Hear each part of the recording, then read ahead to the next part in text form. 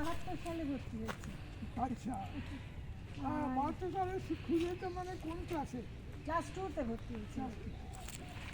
তখন কি এটা বালিকা ভবন ছিল না শিশু ভবন? না, তখন মেয়ে লেখা তখন নয়, সেটা 72 সালে। হ্যাঁ, ক্লাস 2-তে ঢুকেছি।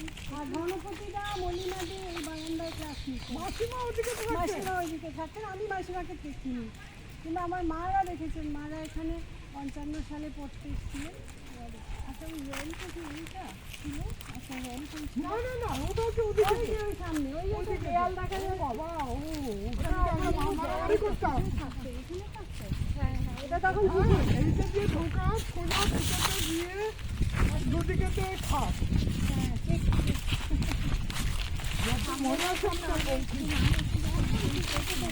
অনেকটা নিচু আছে আঙ্কেল, না অনেকটা নিচু আছে।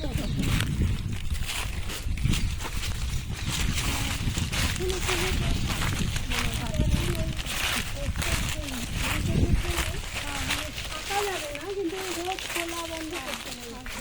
এখানে কেউ থাকে না এখন? না, মানে ক্লাস হয়, অনুষ্ঠান হয়, এখানে থাকলে ওই বলছে পেন্টিংগুলো নষ্ট হয়ে যাচ্ছে, অত আলো পাখা জ্বললে না। আচ্ছা, আলো জ্বলেছ?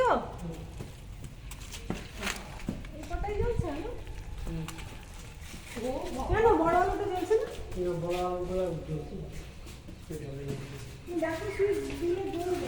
এই তো, এই তো মশামশাই করা। ওরে বাবা, এগুলো এখনো বিশ্বাস করে রাখা আছে।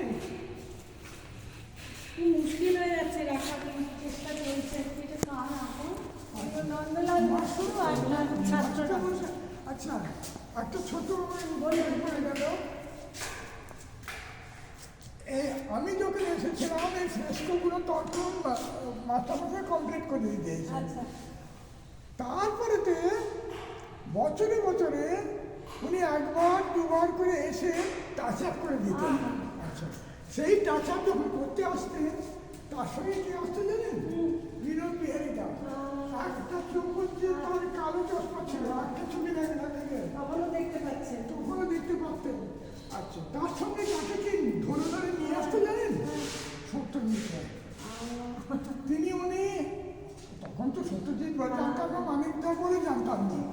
লম্বা ছিল, আমরা কি করে বলতাম যে লম্বা দাদা, আমরা ওকে বলতাম। মাথাটা সবসময় ওপরে তো করতাম। তো উনি এখানে তো দড়াই ছিল দাদা, তো দড়াই ছিল উপরে কাজটা। তারপরে তো উনি উঠতেন, মানে মাস্টারমশাই আর বিনোদ বিহারী দাস, আর নিচেতে সত্যজিৎ রায় দাঁড়িয়ে থাকতেন।